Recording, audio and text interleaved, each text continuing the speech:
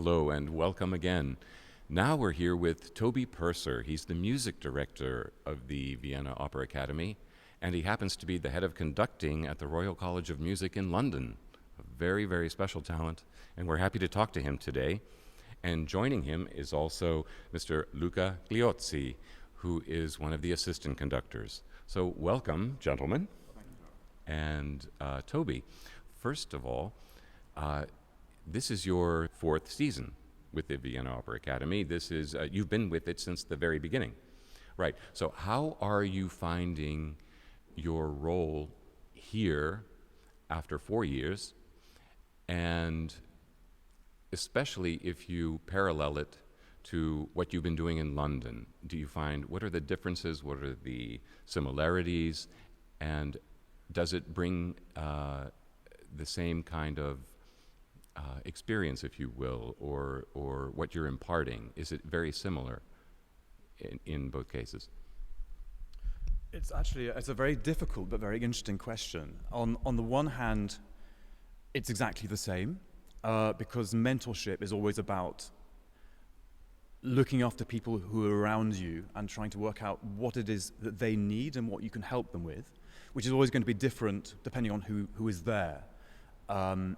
Having said that, we've been through a pandemic, and so 4 years ago, when Jesus first invited me to take part,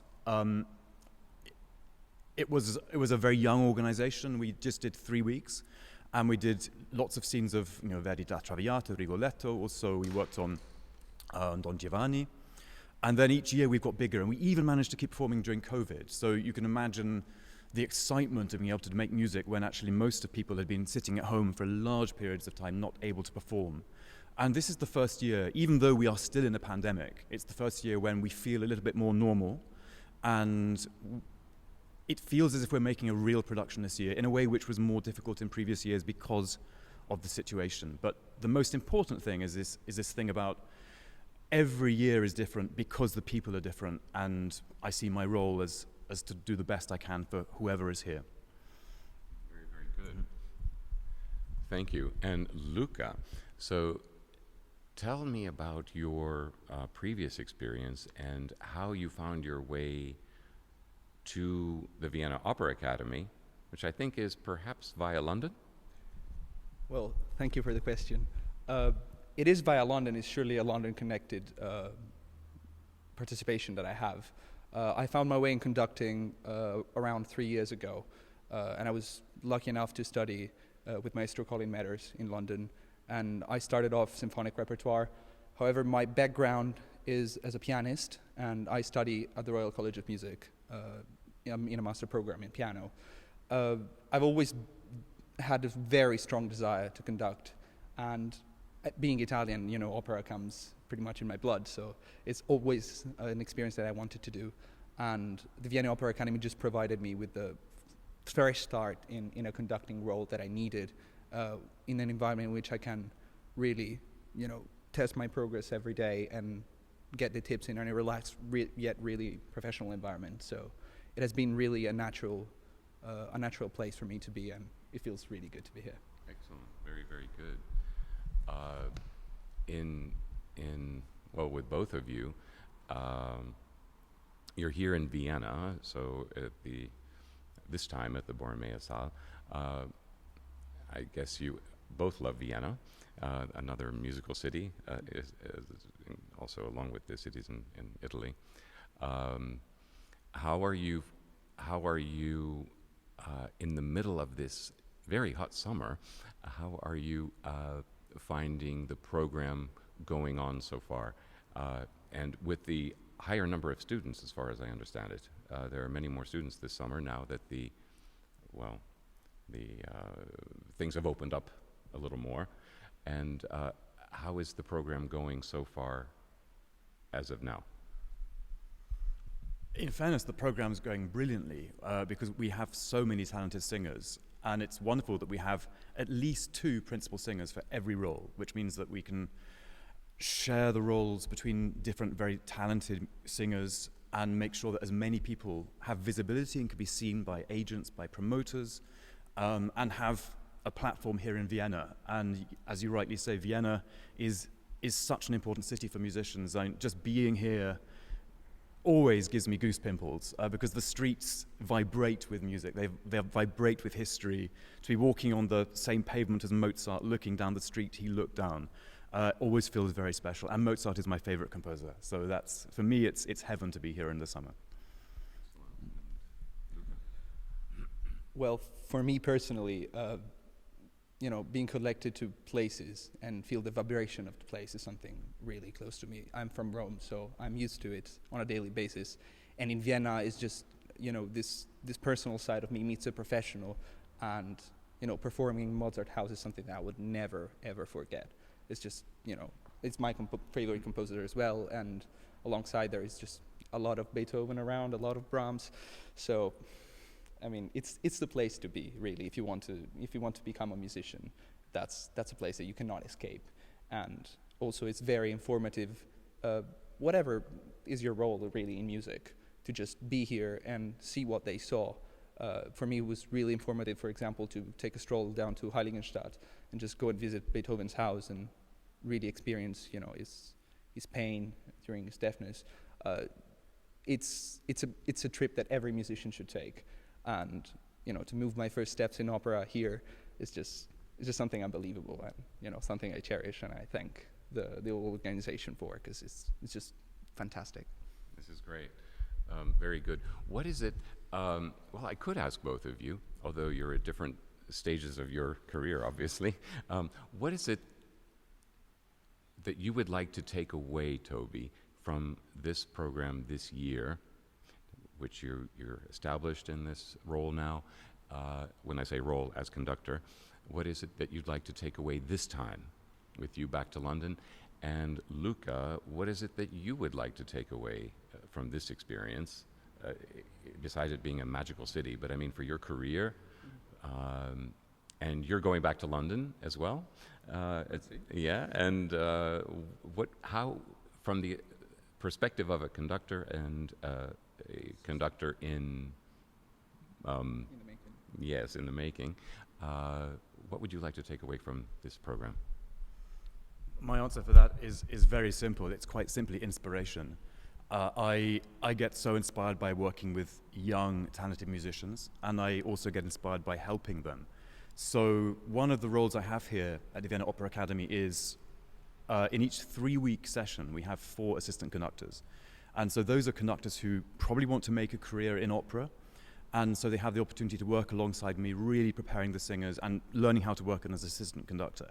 But also later on, at the end of August, we do a separate 1-week conducting masterclass, which is all about teaching people with no opera experience, or probably with little opera experience, about what it is to conduct an opera. So in a nutshell, it's different kinds of inspiration. The other kind of inspiration I have to mention is quite simply because every time I return to a Mozart score, I find more levels of understanding of the human psyche. Mozart truly believes in the inherent goodness or capacity for goodness and forgiveness in people. And Così fan tutte superficially has a silly story, but the more I get to know it, the more I think, for anybody who has been in love, who has been betrayed or has had their heart broken or has fancied somebody while they're in love with somebody else or thought maybe they shouldn't be in love with somebody else, this opera really resonates but not just on a superficial level, but on a very deep understanding of what it feels like to be human and to be confronted by conflicting, difficult emotions. So I learn more about myself through the music, but I also come away learning more about Mozart. Well, as an assistant conductor, the thing that I would really like to take away with me is the craftsmanship, the craft of the job, and being able to assist at the very best. I think that the principal conductor is even more of an assistant than an assistant, because I assist the conductor, but the conductor assists all the musicians and all the singers. And this sense of serving the musicians and the music and the composer is really something that has been always part of my musicianship, but is, sublimated here. And it's literally what I would like to bring back, this sense of you have to serve somebody, as Dylan would say. So it is this that I would really like to take away, and as well, the last message of Così fan tutte, the ability and the cherish to cherish the fact that we have to use reason in whatever we want to achieve in order to live well. And yeah, it's just really taking away the good vibes of the opera and the deep messages, and also all the experience that I've been doing alongside extraordinary musicians of my generation that I haven't been really connected during the last 2 years because of well-known causes. So it's just great to just make music with people again, serve the music, serve the musicians, and assist everyone, and just try to have a good time all together.